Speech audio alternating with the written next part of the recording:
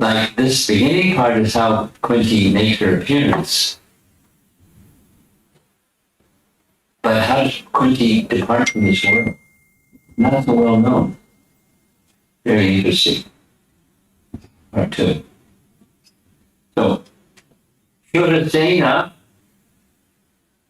king of Mathura, was the grandfather of both Krishna and the Pandavas. And Krishna and the Pandavas are cousins, and he is the grandfather, king of Mathura. And here's a little family tree you see in the purple box in the center. Shurasena had a brother. His name is Parjanya. And Shurasena and Parjanya had sons. One of Parjanya's sons was Nanda, and Upananda and his other 3 brothers. And then Shurasena had a number of sons that were in the Kshatriya category. So as you see, Vasudeva, who was the husband of Devaki, had a number of children. And then over on the right side, there's Kunti, whose husband was Pandu. Of course, there's the enigma of her firstborn son, and then the others, the Pandavas. So there's a number of brothers and sisters, and it's very involved over there on the left side. But it starts way up at the top as Vrishi. So the Vrishi dynasty, going down a little bit, Andhaka dynasty, and so on. Isn't it sharp? If you're interested, I can make this available. Now, Kunti is among other things, she's celebrated as one of the 5 glorious personalities, female personalities, identified as Panchakanya, iconic heroes in Hindu scriptures. So, not scriptural, it's a customary idea. Ahalya. Who was Ahalya? Ahalya was the wife of Gautama. And the painting up in the upper left, she became stone until Ramchandra came and put a split on the stone, and she then became Ahalya again. Tara. Who was Tara? Tara was the wife of Bali. And Mandodari, she was the wife of Ravana. And then Sita and while Draupadi and Kunti are from the Mahabharata. So that's our personalities for this Panchakanya. These are the women who suffered most in their lives and have followed the dictates and regulations described in the scriptures, despite difficulty, many. Certainly Kunti and the Pandavas, many difficulties. Here's some other texts that's describing this situation. There's a verse that you see on the screen here that indicates that the source of this verse, I searched and I couldn't find the source of this verse, but it's quoted again and again. There's the Sanskrit at the top. These 5, constantly remembering these virgins, girls, 5 destroy straight failings. Again, origin unknown. And each of the 5 has some connection with one of the 5 principal elements. It's not so important, but it's a detail, and some people like details, so here we go. Earth, water, fire, air, and ether. And Each of these persons represent, or they're respectively representing one. Ahalya, water. Draupadi, fire. Kunti, earth. Tara, wind. Mandodari, ether. Now this is from scriptural reference that speaks about this verse that I don't know where the origin of it is. I spend a lot of time trying to find where it comes from.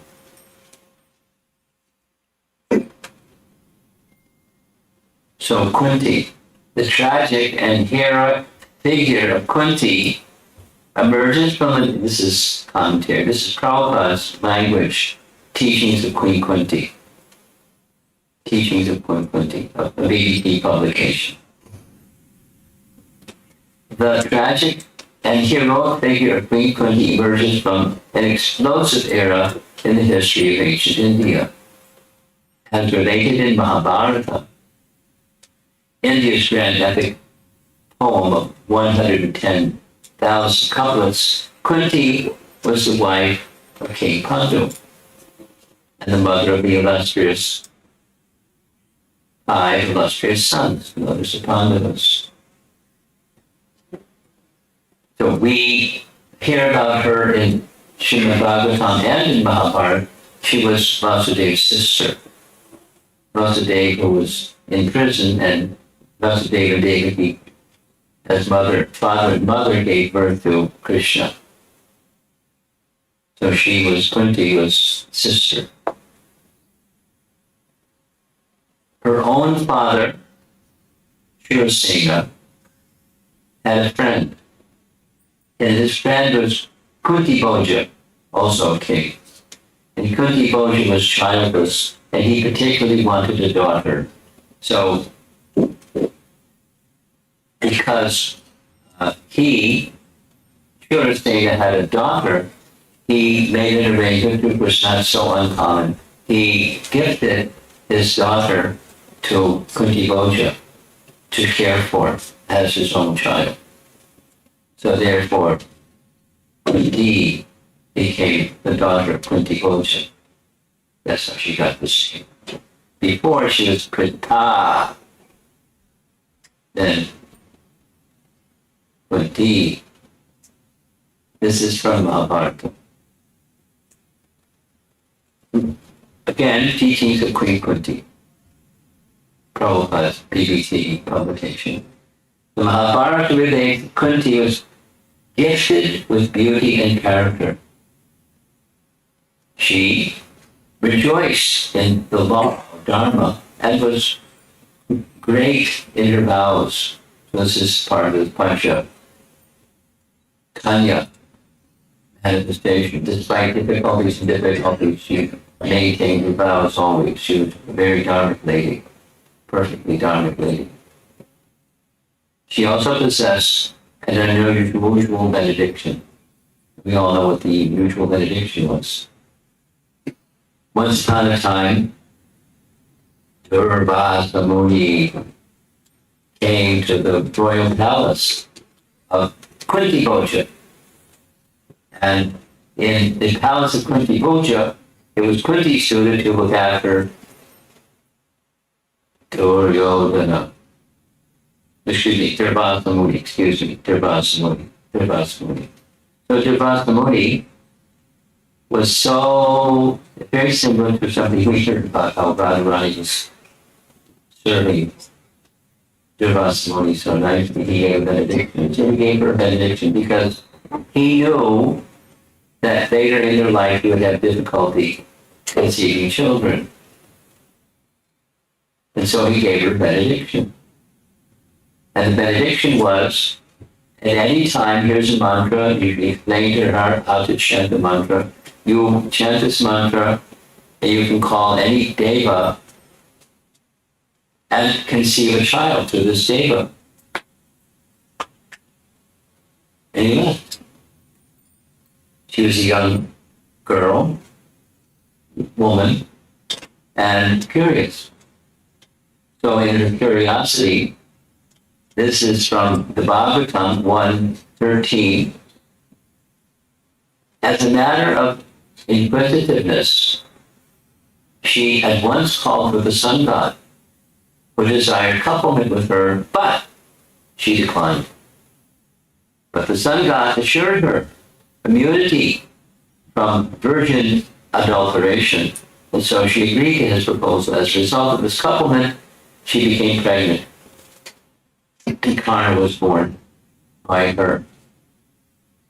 Now here's an unmarried girl, princess, with a child. How to explain the child? She's not married. She didn't know what to do, didn't know what to do, didn't know what to do. So she did what she did.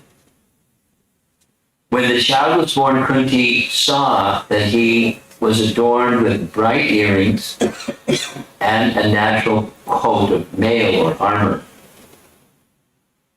Because as he grew, that armor grew. His eyes resembled those of a lion, and his shoulders, even as a newborn baby, were broad. This is Mahabharata appendix by, I forget who the author.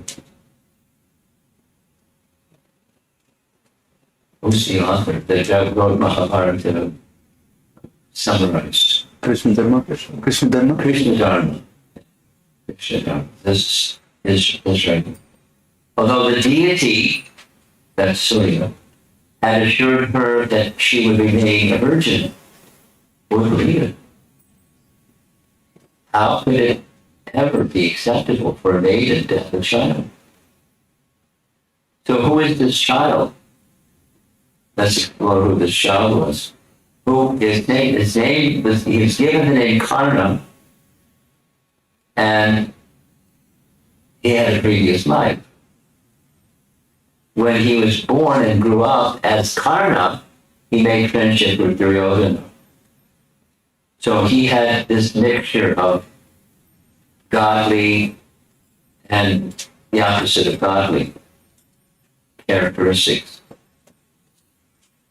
And in his previous life, he was a personality who had 1,000 armors.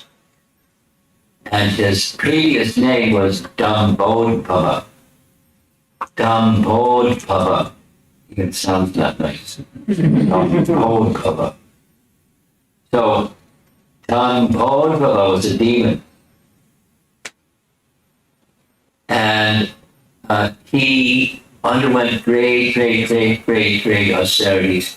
And he requested the benediction from Surya. When Surya came and said, yes, what benediction? He wanted eternal life. Surya said, no, I'm not eternal, so I can't give it to you. So then he came up with a very clever plan, like a Rajikashipu kind of plan.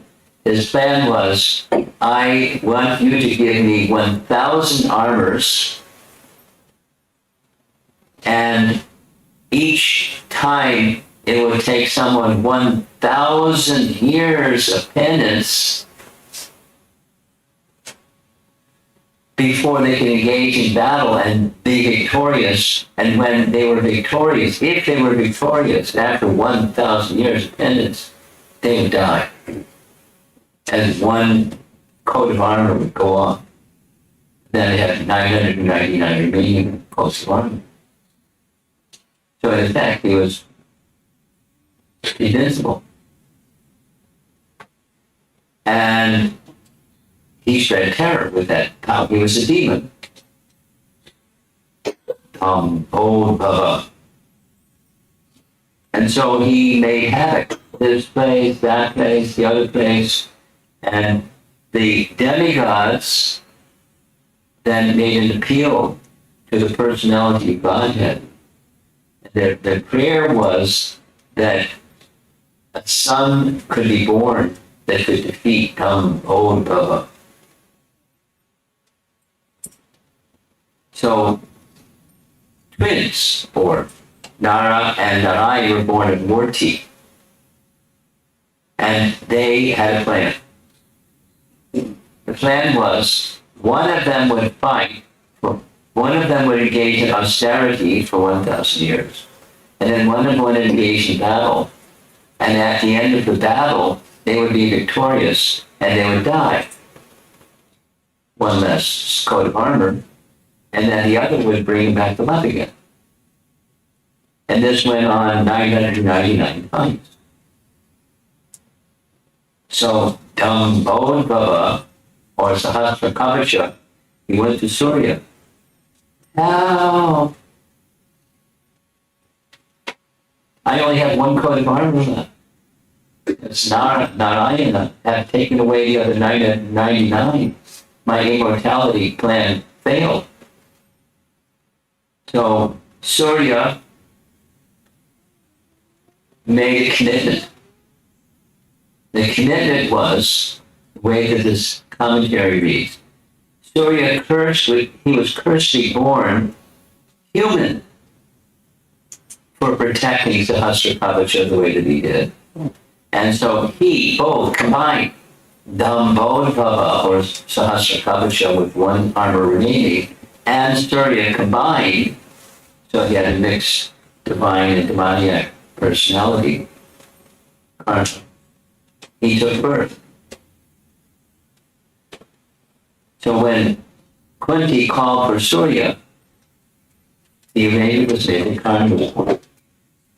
A combination of Surya and Dambodhava, which is one main coat of armor. Now, later, much later during the Kurukshetra battle, Indra, disguised as a Brahmana, made a request of Karna. Please give me your coat of armor. Because Karna had this divine or godly kind of character. It's because the Brahmana asked. He removed with a knife, he removed his own armor, making him vulnerable. So he's in this category commonly called the tragic hero. So here's a little boy, that's the way this illustration is drawn, Dambodhava making this request of immortality, and later, because of the 1,000 armors, he got a second name, Sahasra Kavasha. And this is narrated in Mahabharata by Parshuram to Dhritarashtra. It's right in Mahabharata.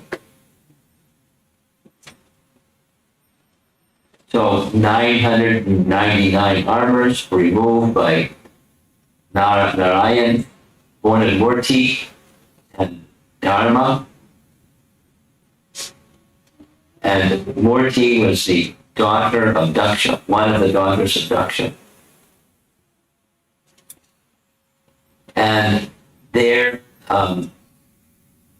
life, Narayana, lived in Bhadarikashram. Just a little sharing. I've been excessively immersed, like drowning, in preparing for an upcoming little event in Houston during Thanksgiving weekend, a visit to Haridwar, Rishikesh, and Badrinath. So in Bhadarikashram, Gandhamandani Hill, this is where they made their ashram. There's many nice stories. One of those nice stories was Uddhava was sent there by Krishna. I didn't offer my respects to Narayan Rishi and their associates. Will you please go on my behalf and carry my message and give your association, carrying my association, you be my instrument. And so he went to Uddhava.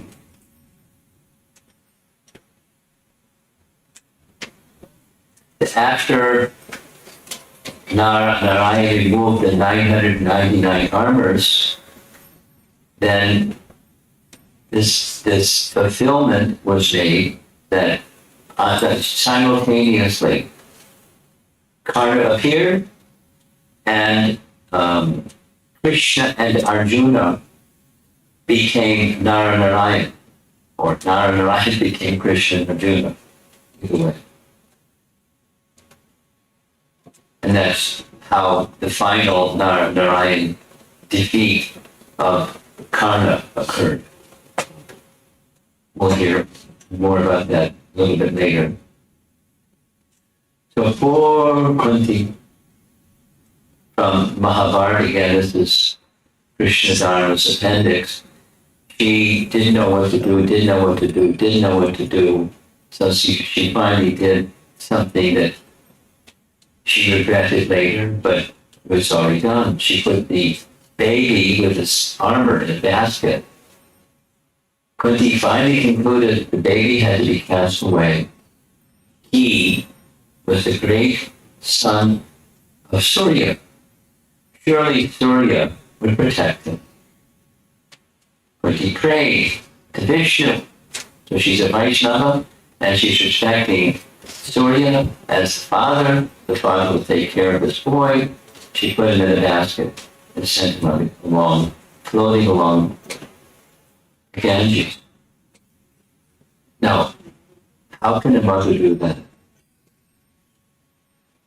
It's unthinkable, regardless of the external circumstances, culture, and everything else. How could a mother do that? She did it. And one can say part of what impelled her to do that was Krishna's desire, so that, in course of time, the Leela of Krishna arranging for Arjuna to kill Karna was, even against Arjuna's will, Krishna ordered him. So he did. Kunti beseeched many of the gods to look after her son, prayed that he would find a good father and mother. With tears, she cried out in pain, contemplating the loss of the child, not just about her, but mother, and off the child went in a basket. Later, downstream, the basket with the child in the basket was found by a chariot driver.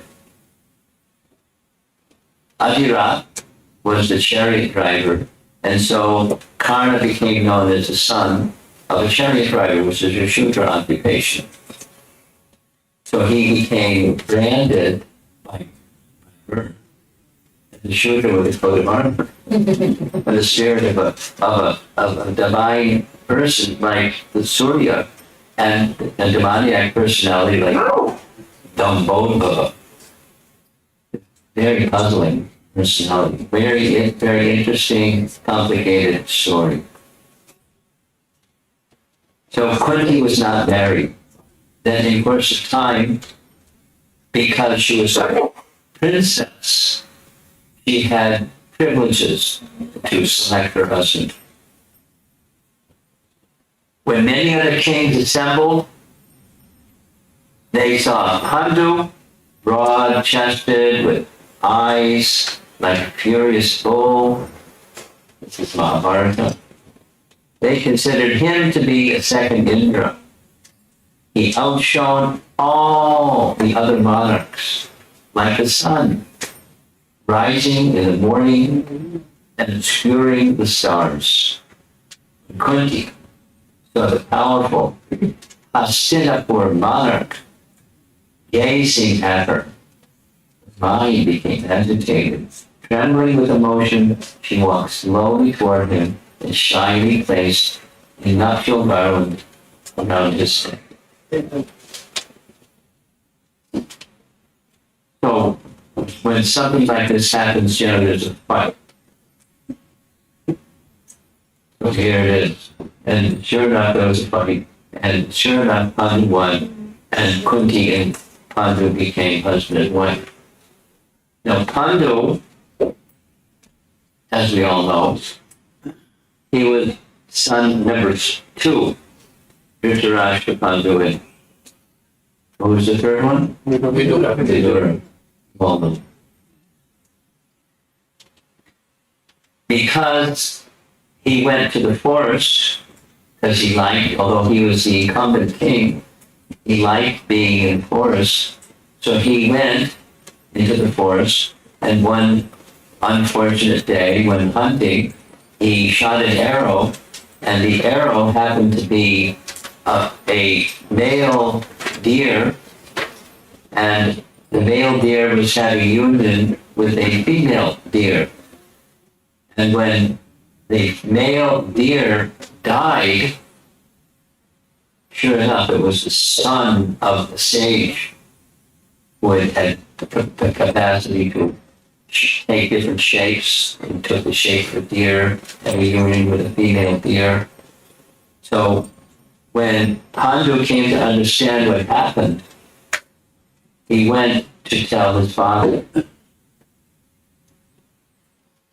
And when his father understood what had happened, and profuse apologies, etc., there's the two wives, Madri and Kunti, he cursed him.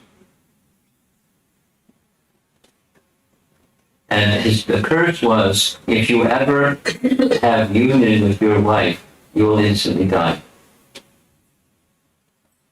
And so, what to do, because he wanted sons.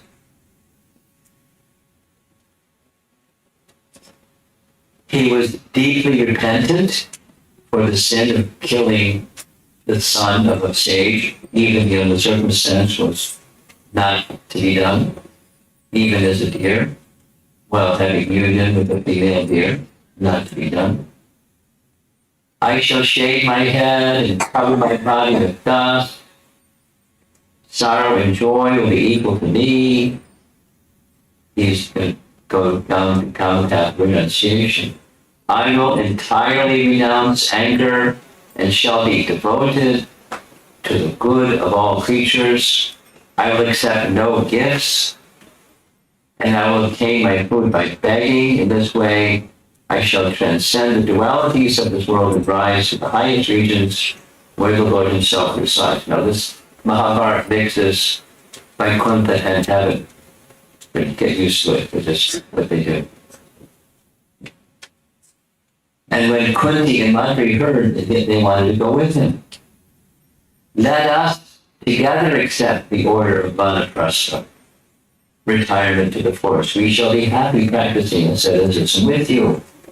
If you leave us today, we shall not bear our lives any longer.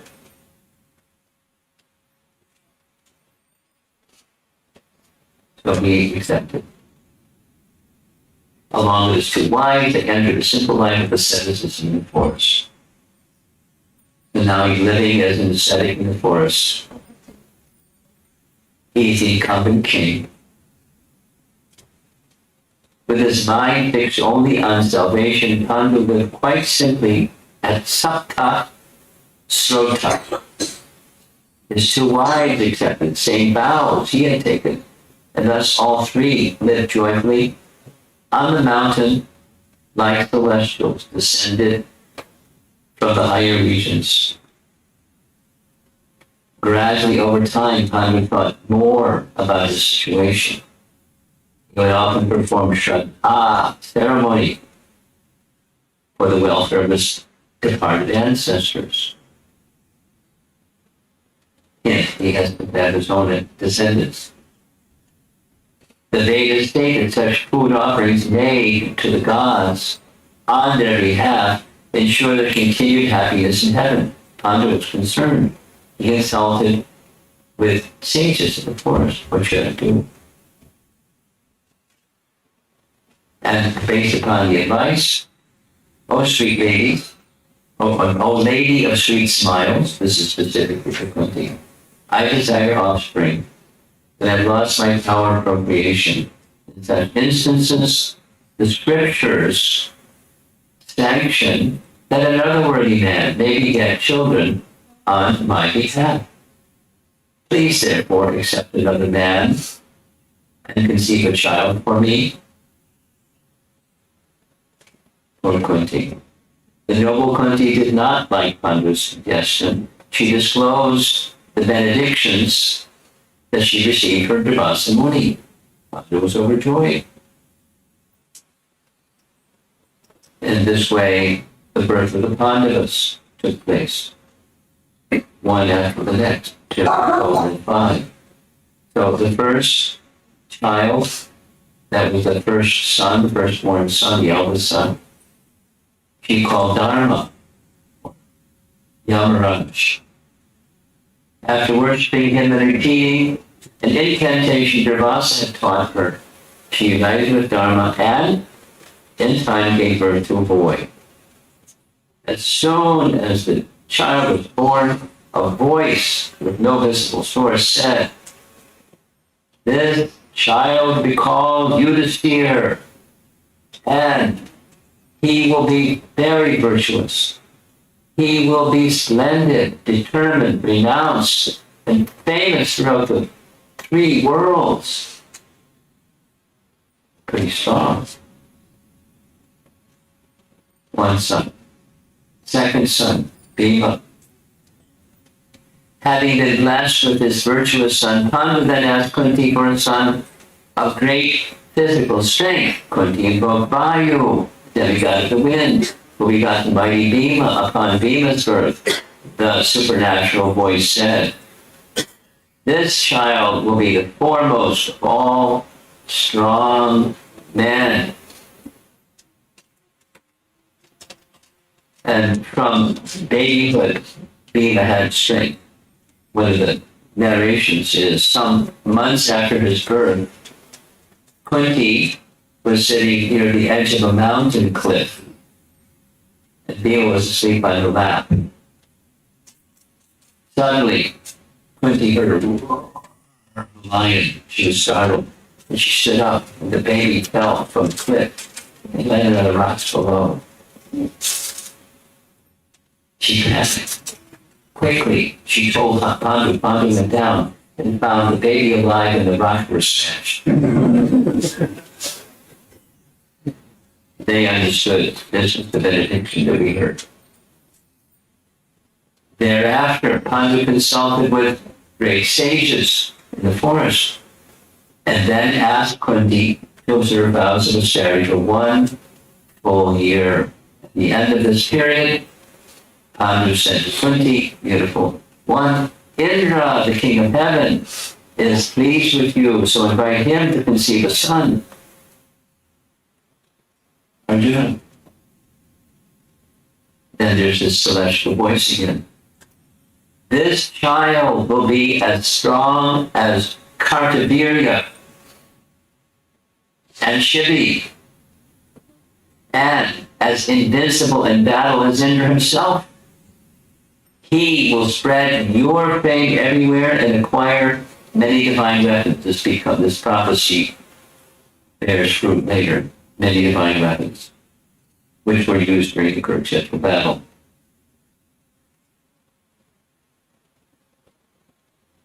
As others, so he, and in course of time later, fast forward, they were back in Hastinapur. Arjuna was the best archer, the best of the students of Drona. Nice examples of his capacity.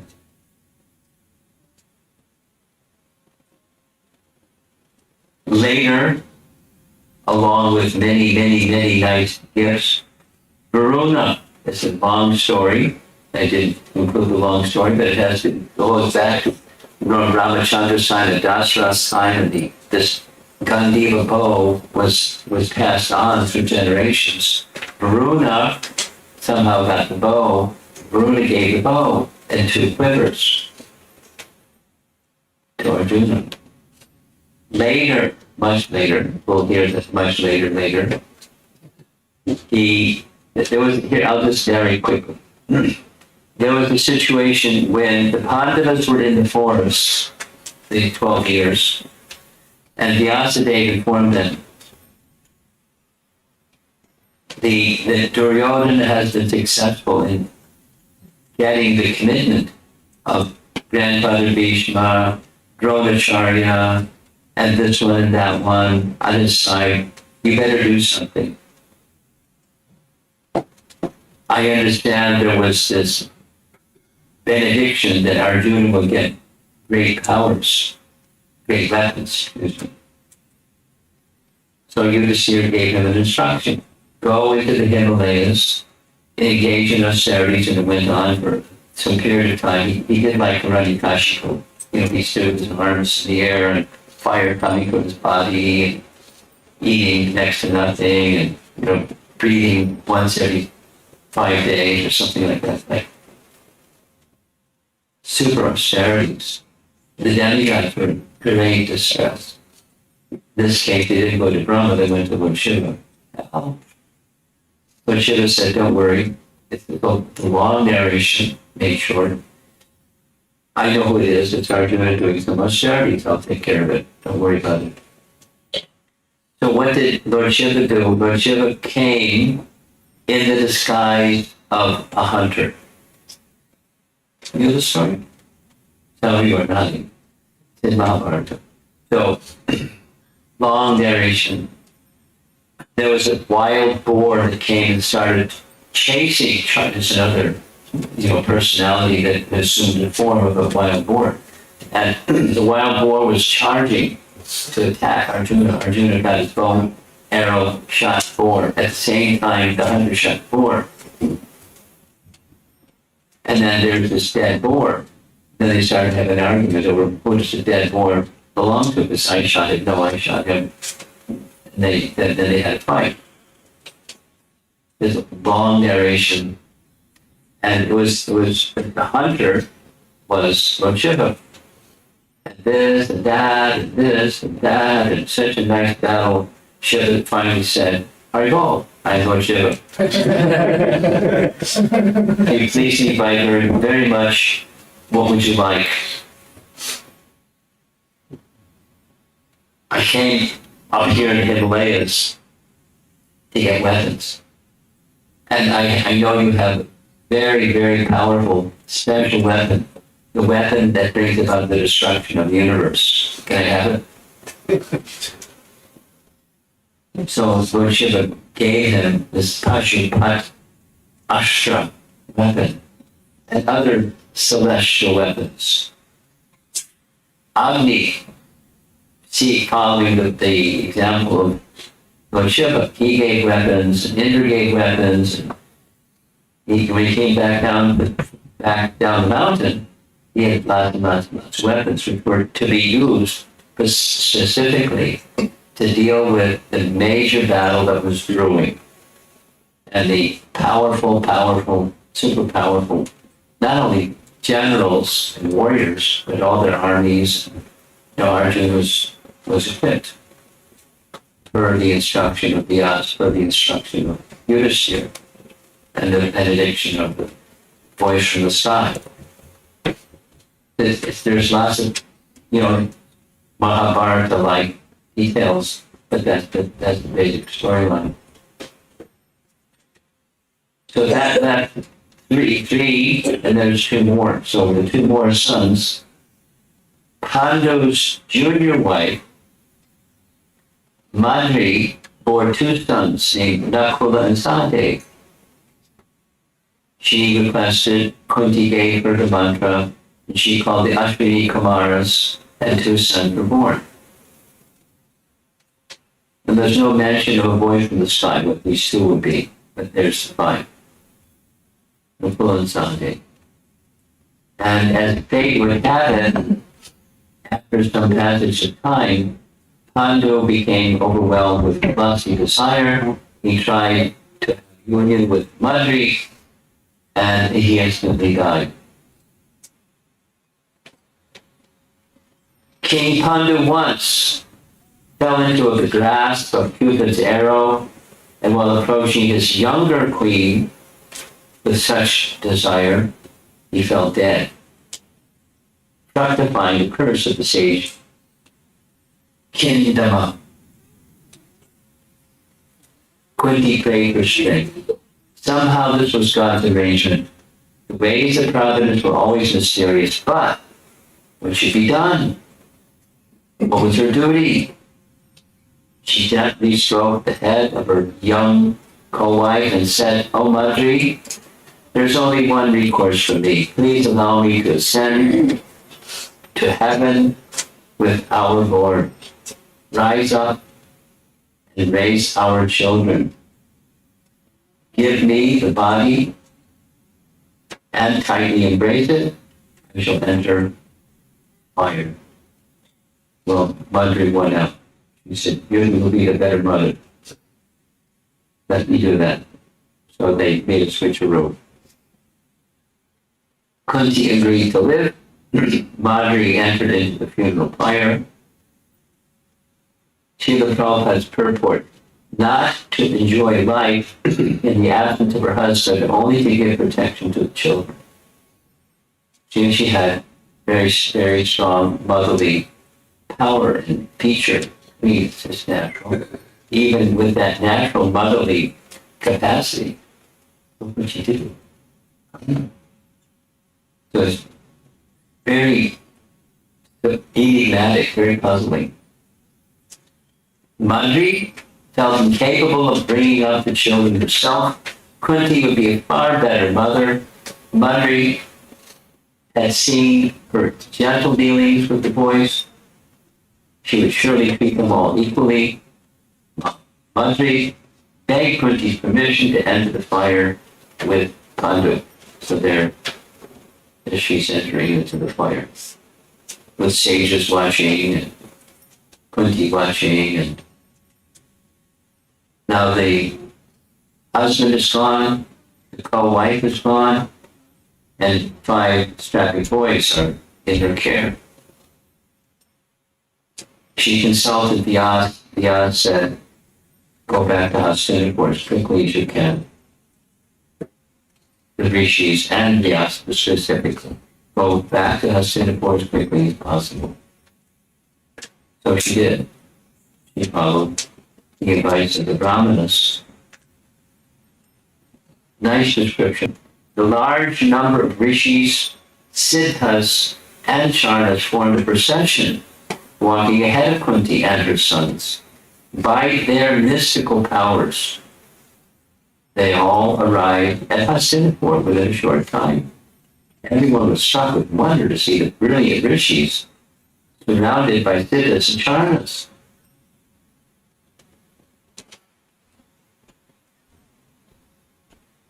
Everyone is happy. Well, almost everyone is happy.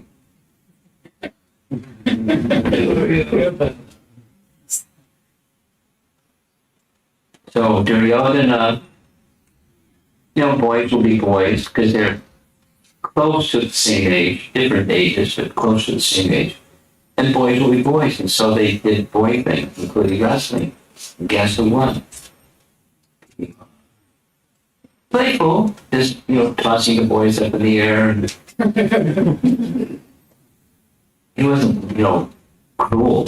He just Bhima. Duryodhana couldn't stand it. So he came up with a plan. You know the plan? Poison cake. Because one of the names, you all know this is just Mahabharata, retold. Voracious eater, Brikodar. He could eat. It's like, big part of his personality. And Duryodhana knew it. So they had a plan. He had a plan. He consulted a few. They conspired. And the plan went like this. Everyone welcomed Kunti and her sons except Duryodhana and his brothers. As the eldest son of the blind king, Duryodhana had enjoyed for this period of time when Pandu was in the forest. He had enjoyed the most prestige in the Kuru house. When the Pandavas arrived, all that changed. Pandu's sons were gentle, modest, and devoted to their elders. They soon became dear to Bhishma, Vidura, and the other senior Kurus. This is the painting, you'll see this a couple of times. This is a big feast, and Bhima's eating poison cake. Duryodhana's intentions were vicious. The prince was inclined to wicked arts, and he had been spurred on by his uncle Shakuni, who had taken up residence in Hastinapur, along with Shakuni and Dushyantana, he made his first attempt to murder by feeding Bhima an enormous poison feast. When the feast was over, you know what they did? They boned him arms and legs. So at the end of this, the day's activity was a big feast, and Bhima ate a lot, so he was tired. Let me take a rest, because he had poisoned, not just ate a lot. So the Pandavas went back. Bhima was supposedly going to join them later. While he was lying by the side of the river, by the side of the Ganga, they bound him up hands and legs, like rope. And then they rolled him into the Ganga. You all know what happened. There's a mysterious something that happened. The mysterious something that happened is the Ganga, in addition to the flowing down to the sea, the Ganga flows down to the lower planetary regions. Yes, the same path that was followed to bring the Ganga down so that the ashes of the sons of Sagar could be washed by the Ganga. So in the Ganga, the current of the Ganga carried him, and he went down and down and down and down and down into the realm of the Nagas. And there he was, bound up, poisoned, and the Nagas thought lunch. They started biting him and biting him and biting him, and it turns out that their poison was the antidote for the poison. So Bhima came awake. And, powerful Bhima just burst the ropes and dealt with the Nagas.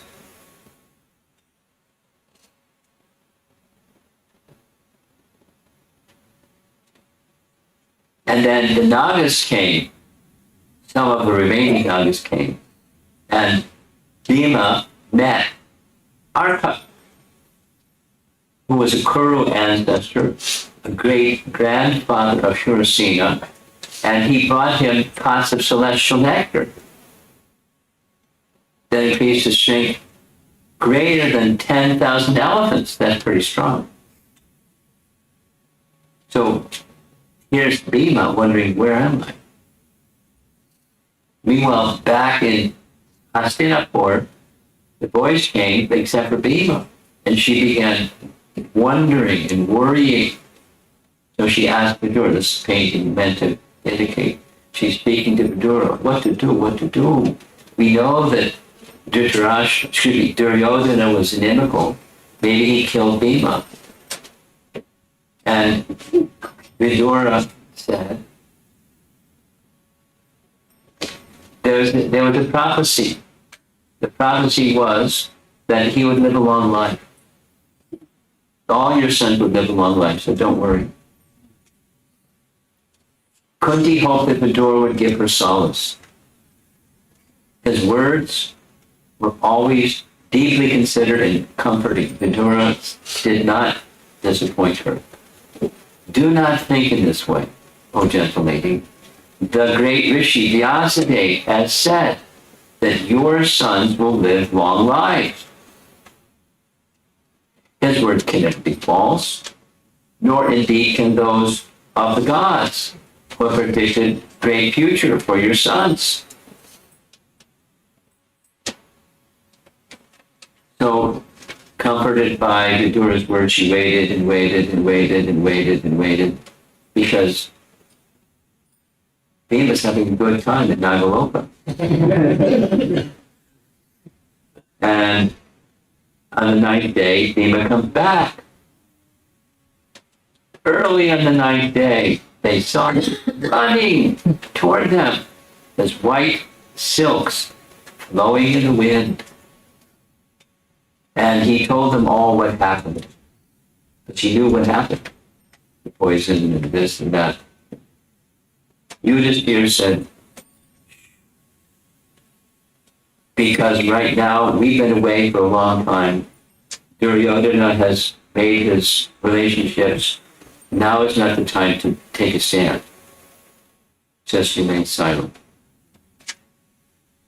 So they complied with Yudhishthira's wisdom. Next, Krishna heard about all this intrigue that was going on, so he sent Akrura all the way from Dwarka to Hastinapur. Go check this out, find out what's going on.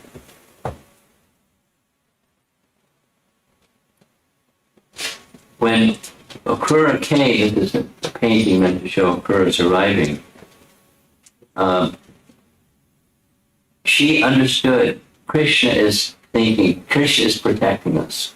He's sending Akrura to get information. Krishna's omniscient. But he's sending Akrura to get information, like spy information.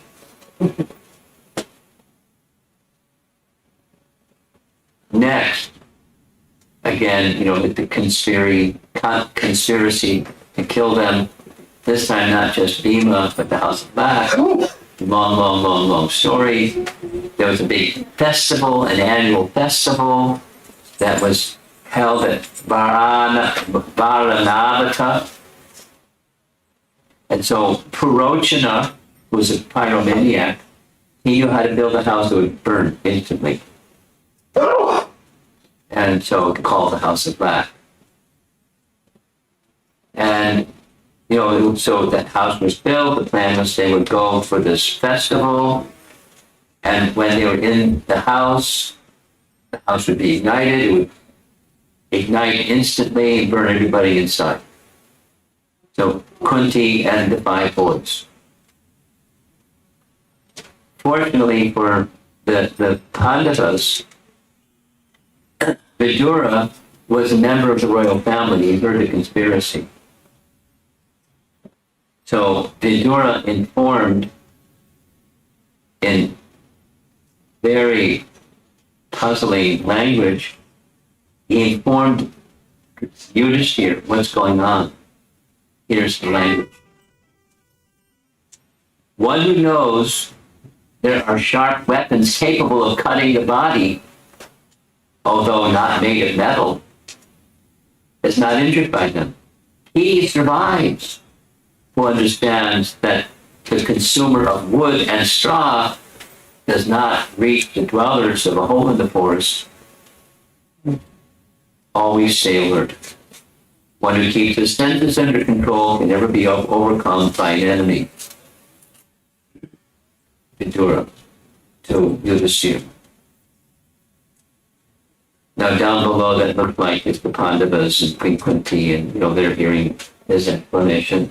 So, off they go for this festival.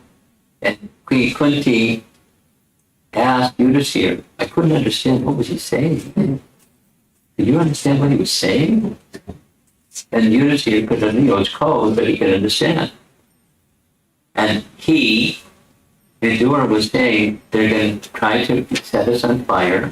Vidura is going to arrange somebody who can dig a tunnel in the middle of the house, and the tunnel is going to go underneath the house out to an escape hatch.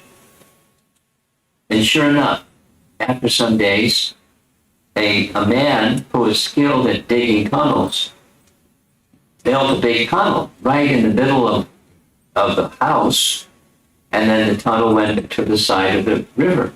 So you see on the upper right side, that's the tunnel. On the house is set on fire, and then on the lower left, they come out on the other side. Giant Bhima is going to carry everybody on his shoulders and go off to the other side of the river. But everyone thinks they're dead. There's a further detail. That very night, there was a lady and her 5 sons. They were given a room to stay in, and they didn't know, but they burned in the fire. So in the morning, bones of a lady and 5 boys were found. So they thought, yay, Pandavas are dead. But they weren't dead. Krishna protected them. Vidura, of course, as the instrument. And when they got to the other side, you see on the upper left, there's Bhima carrying everybody through the dead of the night. And then over on the right side, there's a demon that says lunch, a Rakshasa. And Bhima saw the Rakshasa. And Bhima was ready to deal with the Rakshasa. So when he dealt with the Rakshasa, he defeated him badly.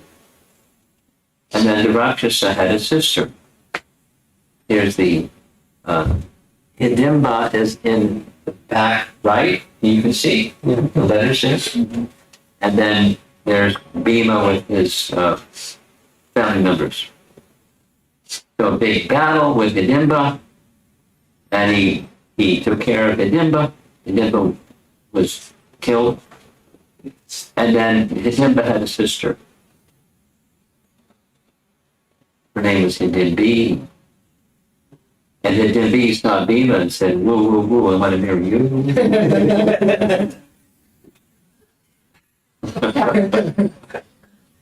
He's a Kshatriya, what's he going to do? So he consulted his elder brother. And his elder brother gave detailed instructions to Hidimbi. What did it mean to be married to a royal family member? Yudhishthira explained, he agreed. And so they married. And from that marriage, a child was born, and that child later became a very, say 3 times, very, very, very important personality in the Kurukshetra battle.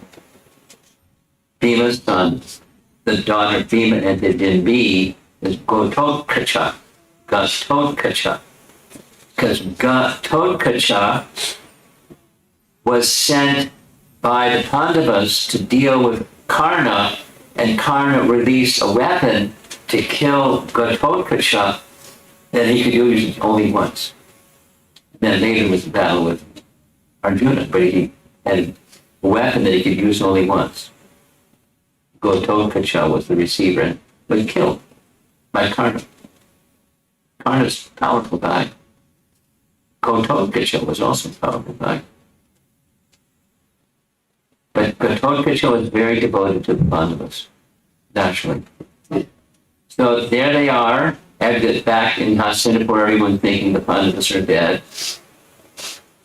And Vyasadeva, knowing that everyone was thinking they're dead, wanted them to, keep it quiet for a while. He made a suggestion, a very nice suggestion. I have been aware of the Kauravas' unjust behavior toward you. Although I see both the Kauravas and yourself equally, I have greater affection for you due to your misfortune. So what did he do? He recommended they go to a remote place, a very celebrated place now because of Lord Nityananda, Ekachakra. If you don't know, now you know.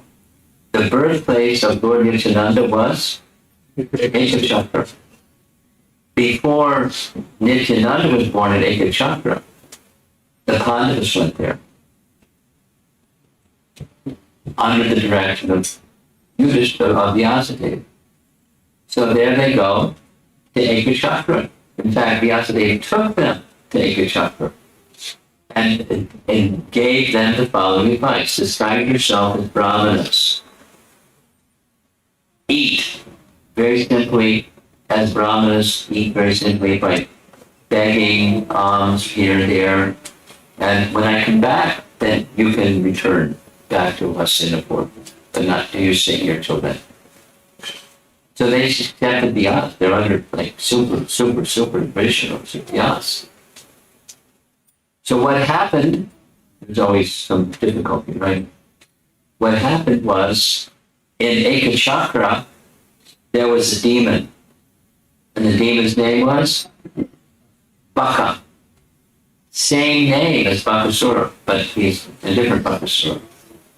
And he was a cannibal. And he lived some distance away from Ekachakra. And so the residents of Ekachakra they made a truce with him. Once in a month, we'll bring a whole cartload of food. And one of our members, and you can eat the member, but then the cartload of food. So he was peaceful and left them alone. However, one fine day, the family with whom, a Brahmana family with whom the Pandavas were staying, Kunti and the 5 brothers who were disguising themselves as Brahmanas, Kunti overheard them discussing what to do. It's our turn. And then you see this nice little drawing. It's a husband, wife, and 2 kids. And someone had to be sacrificed. So Kunti said, no problem. Send my son. And they said, no. This is our word. You're our guest.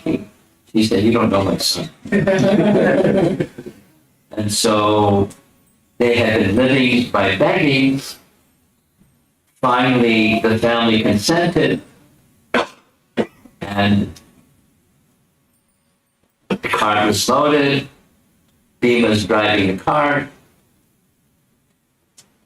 Because, he was insatiable appetite. With one hand, he's driving the cart, with the other hand, eating the back of the cart.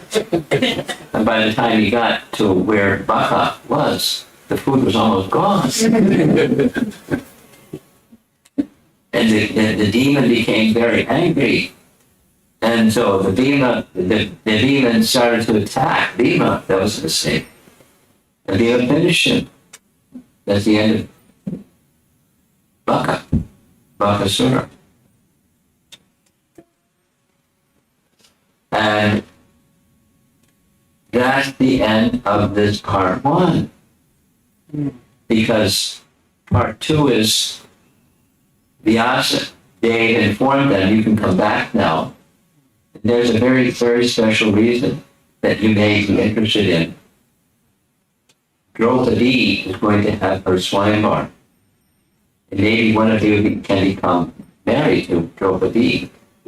What do you think? Yeah, let's go. So that's part 2.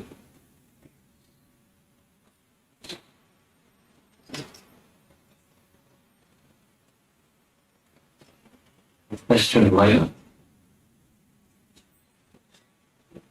Light switch. It's magic. You can see the little button.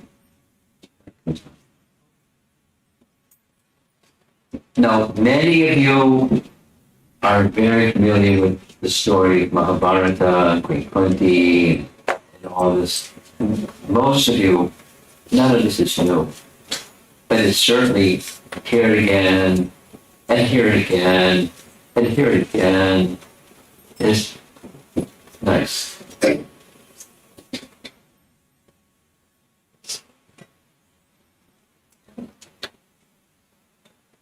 You probably know devotees, I know devotees, that they're still reading Krishna book.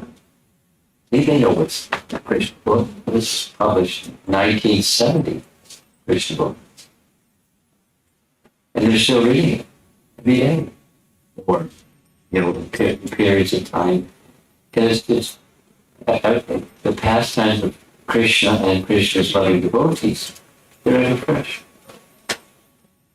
And our focus is going to the exemplary life of Queen Kunti, because more will come in her prayers, because that's part 2 of all of this. She endured, she says this, she didn't deviate from Dharma. Despite this and that and the other. And her sons also, and except when Krishna said to do something that looked like it was against Dharma, they would hesitate, tell a lie, kill a man who was off his chariot and fixing the chariot wheel. That's not Dharma. And Karna objected. That's not Dharma. What kind of instruction is this? Krishna saw. But anyway, we'll hear more as we go forward. But the Paradharma supersedes Dharma. Paradharma meaning, Krishna says, that's it. If Krishna doesn't say, then you don't know. If Krishna says, so Dharma generally comes from Bhagavan. Dharma, he saksha, you know all these things. Bhagavan provides or gives Dharma to the world. He does through agencies, Manu, etc., etc., etc., to organize society nicely. But then there's Paradharma.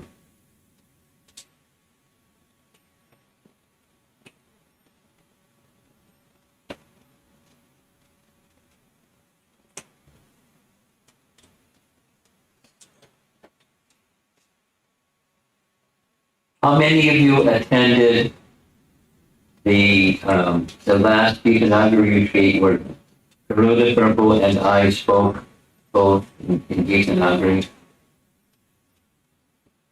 He liked it so much. He said, can we do the same thing at Potomac?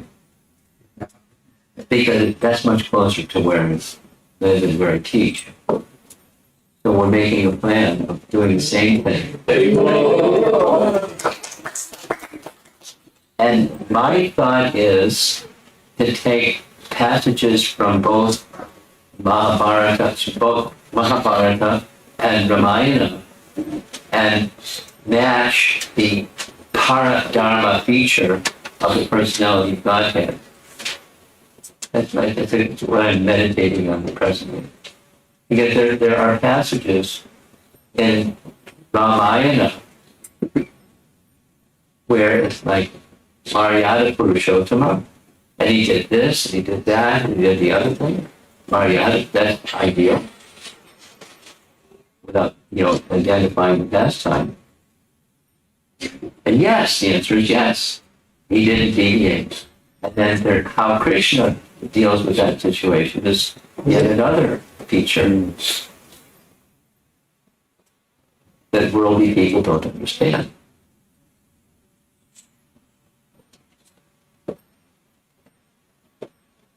Let's see what happens. Just today, I sent a letter to, because there's a possible date. I'll tell you when the date is, because I had to see it. He matches his schedule and matches Nanda Vrindavan. There's on a Saturday we can get together and do a little duet on topics in relation to Krishna and Ramachandra. And, Guru can do whatever he wants to do.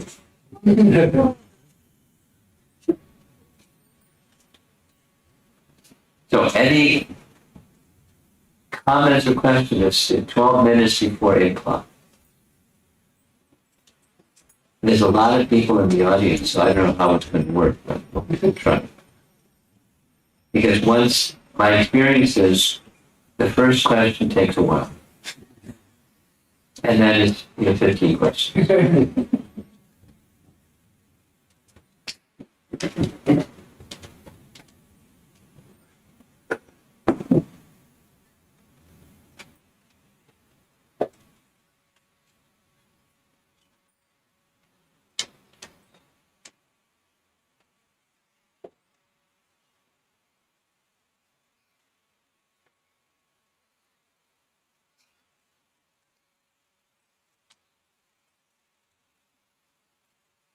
Please put your hand over here.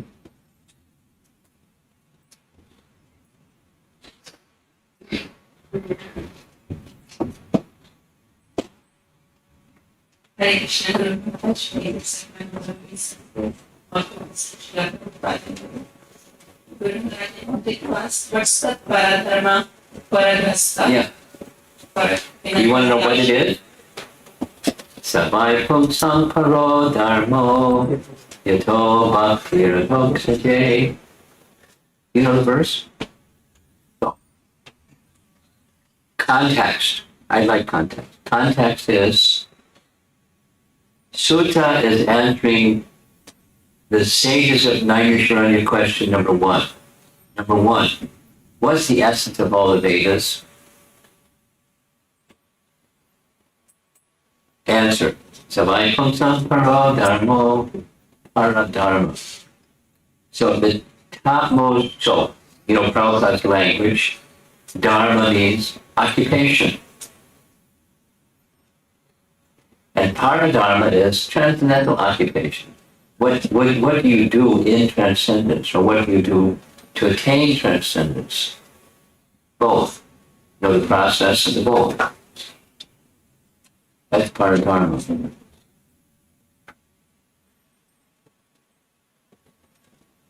And devotion unto who? Bhaktir adhoksajay. Paradharma is bhakti rendered to the Supreme Personality of Godhead. That's Paradharma.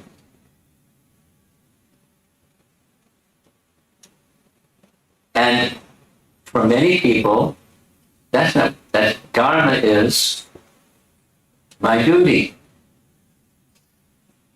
I'm duty bound to do my studies, and I'm duty bound to my career, I'm duty bound to my family, I'm duty bound to my country.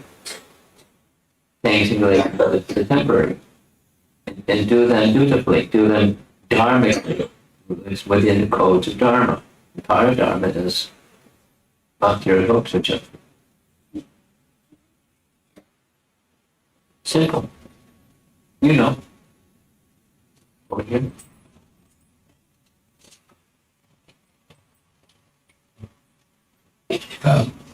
Thank you for all the wonderful images and a very nice presentation. Even though we have heard these stories many times, hearing it from you was extra special. The pictures are extra special. A question I have is about Sahasra Kavacha. So he was a demon. He was a demon. Yet, when he appeared as Karna, he had the... Because there was a combination. His appearance was two personalities within one personality. Yeah. So he took shelter of Suryadev, and he also was born as the son of Kunti, who was a very chaste lady. And Surya was the father. Yeah. So was it like having an influence on that child, so that because when Indra came and begged for his armor, he just gave it. Yeah. Whereas like in the previous birth, like 999 times, he was like still fighting for it. Yeah.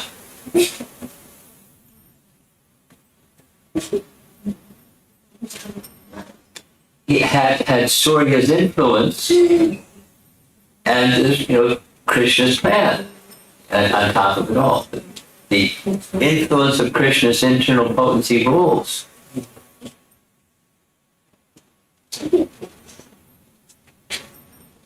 Behind it. Guru Maharaj, while explaining Madhuri entering fire, she remembered the gentle nature of Kunti, so that she had the confidence that she'll heal all the children equally. Because two of them were hers and three of them were Kunti's. Yeah. But she would be able to handle them equally. Yes. So that prompted a question to me. So Kunti is very kind by nature. But what prohibited her to share this news of birth of Karna with her mother, or to entrust him to her mother or someone like her? She was embarrassed. Why did she do what she did to begin with? But to speak of, why did she not share it with others? Eventually she did. But it But was he at the breaking point?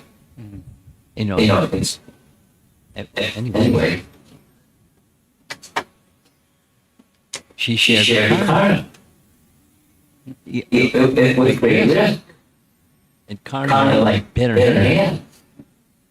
He He scolded her severely.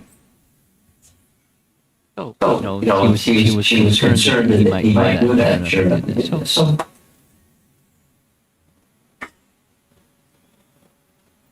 everyone, we all make decisions. turn Turn left or right, or stand stand still and pause. We decide what to do. She made She made a decision, and then and then she made other decisions following that one decision. Here's One decision was called the sun god. And And then the temple said, she's dharmic, and and she did something that appears to be undharmic. So later, she wanted to purify herself for that undharmic principle that comes, tomorrow. But when When is the detail. Dhritarashtra and Gandhari went went to the forest under the advice of Duryodhana's alone. How that happened. they They went 35 years after the Kurukshetra battles. It means Yudhishthira ruled for 35 years. and And she went with them. and And one of the reasons was to purify herself. Then the reason was she was the eyes for Gandhari, while Sanjaya was the eyes for Dhritarashtra, living in forests. But and she was very determined. She was intimidated by forest life. She had lived so many years in the forest life. She was so fine in forest life. Against the advice of her sons, she had a target, purification and service, and feeling sorry for for Kunti, for Gandhari. She lost 100 sons, and I still have, my sons are alive, and they're ruling in the kingdom. So, she saw a target. She made a decision. No, it may not be the decision that you would make or someone else would make, but she made her decision. She was very good. And that's how she left. In a forest fire. Now, Mahabharata narrates differently than Srimad Bhagavatam. That's an important detail. In Mahabharata, it was a forest fire. And in Bhagavatam, it's Yudhishthira, ignited his body in mystic meditation, Ashtanga Yoga. No mention of Gandhari. Excuse me, no mention of Kunti. No mention of Kunti.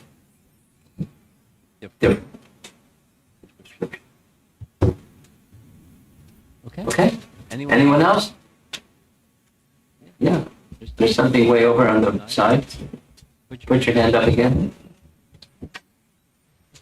Hare Krishna Maharaj. My question is a basic. You always have good questions. My question is a basic one, Maharaj. So we hear about the 12 Mahajans, and we heard about Kunti is one of the Panchakanyas Yeah. also. And you mentioned that the Panchakanyas are devotees that have They're dharmic. despite enduring Yes. a lot of suffering. Yes. I just wanted, Maharaj, if you could elaborate more on what is, because there's many devotees, other devotees that, Other devotees may not have the same ordeal that these five had. They're celebrated because of that reason, despite they adhered. And then for the Mahajans, I just wanted to have an understanding on why 12 Mahajans are. Is it because they're upholding dharmic principles? The 12 Mahajans. Well, more than that, yes, and more than that. They're authorities. You're speaking of those 12. Yeah. Yeah, They're they can answer anybody's question about anything, like like walking encyclopedia kind of people, because of their elevated devotion. like Like elevated devotion, and not just dharma. They know dharma. Elevated Vaishnavas know dharma, but they're more than just dharma. They're elevated. They're superlatively elevated Vaishnavas. I mean, go through the list one by one.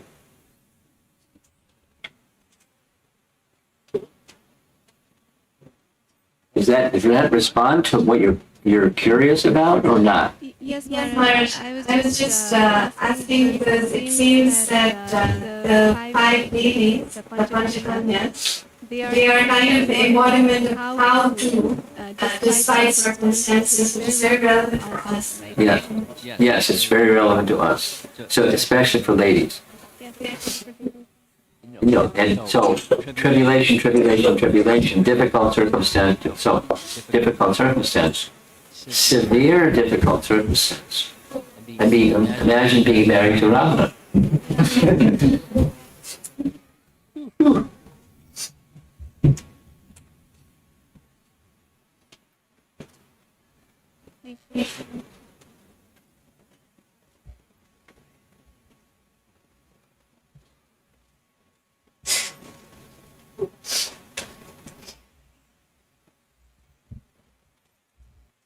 That's it. That's fascinating.